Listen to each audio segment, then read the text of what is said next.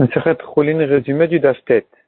Première halakha, on n'a pas le droit d'inverser les graisses qui sont sur le flanc de la bête au-dessus d'une autre viande. C'est-à-dire, il a une viande et sur cette viande-là, il prend le flanc avec la graisse qui est collée au flanc et il inverse de manière à ce que la chair soit en haut et la graisse en bas et que la graisse va toucher la viande en dessous. Et là, on craint que la graisse va pénétrer dans la viande en dessous, donc ça, c'est interdit de le faire. Mais par contre, de poser le flanc tel quel avec les graisses au-dessus, ça c'est permis parce qu'il y a une membrane qui sépare entre les graisses et la chair du flanc lui-même.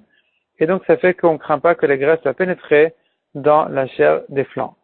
Deuxième halakha dit la Gemara, un Talmid Chacham doit connaître trois choses. Premièrement, il doit savoir signer son nom. Deuxièmement, faire la shrita. Troisièmement, faire la mila.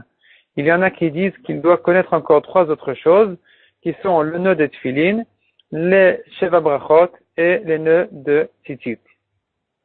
Troisième halakha dit la Gemara, un shochet qui ne connaît pas les halachot de base de shrita, on n'a pas le droit de manger de sa shrita.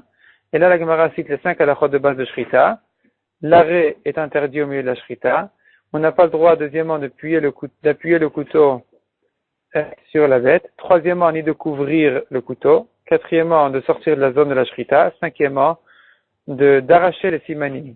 Donc le couteau doit être très lisse et bien aiguisé, de manière à ce que les simanim de la shrita soient coupés et pas arrachés.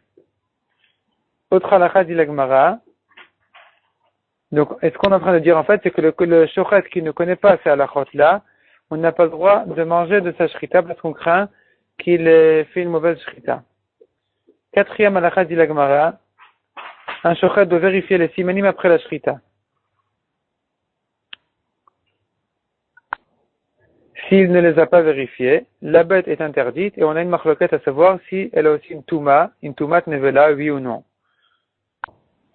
Ensuite, de là, on en vient à dire une règle générale qui dit, si on a un doute en ce qui concerne la shrita, eh bien, on suppose que la shrita n'a pas été faite correctement, donc on laisse la bête interdite comme ce qu'elle était avant la shrita, tandis que si on a un doute après la shrita, puisque la shrita a été faite correctement, que la bête était permise, le doute a eu lieu après la shrita, si c'est taref ou c'est pas taref, on a trouvé un problème et on se pose la question est-ce que c'était taref de son vivant ou pas, eh bien, là, on ne craint pas. L'exemple que dans la Gemara, c'est le cas où est venu un loup et il a pris les intestins de la bête, il s'est sauvé avec, et il les a ramenés avec un trou dans les intestins. Donc là, je dis, il a certainement lui-même troué les intestins, c'est lui qui les a percés, mais je me pose la question, peut-être qu'il y avait un trou à cet endroit-là. Et ça, c'est impossible de vérifier. Et donc, on se pose la question, est-ce que c'était taref, parce que la bête de son vivant avait déjà ce problème-là, ou non, ou bien c'est le loup qui a fait qui a percé, et que peut-être qu'il n'y avait aucun problème avant. Dans ce doute-là, on dit que puisque la shrita a été faite correctement, et que le safek est arrivé et né après la shrita, la bête est kshera. Demande la Gemara, pourtant, en ce qui concerne un doute de danger, on ne dit pas comme ça.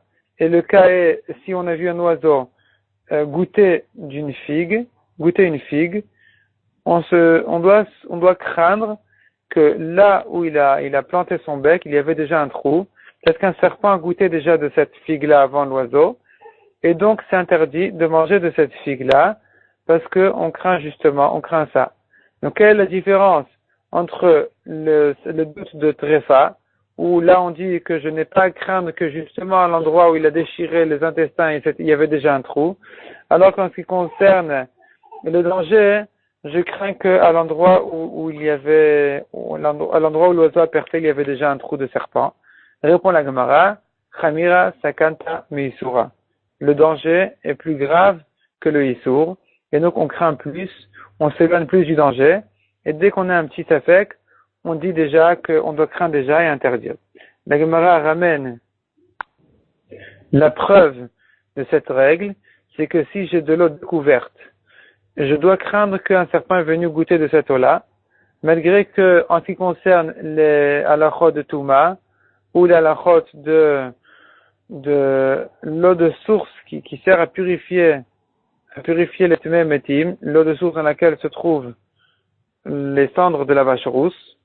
Et là, si on n'a pas vu de problème, c'est-à-dire si on n'a pas vu de changement sur le récipient, qu'il était couvert, on l'a découvert, ou il était découvert, on l'a recouvert, on ne craint pas que quelqu'un s'est mêlé.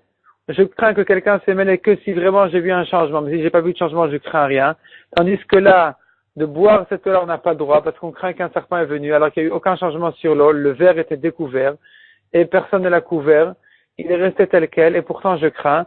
Donc on voit que malgré que je ne crains pas en ce qui concerne les Issourim, je dois craindre lui en ce qui concerne les dangers. La Gemara ensuite, enfin la Gemara dit, nous avons 3 boissons qui sont interdites quand on les a laissées découvertes parce qu'on craint que le serpent est venu goûter de ces boissons-là. Quelles sont-elles? L'eau, le vin et le lait.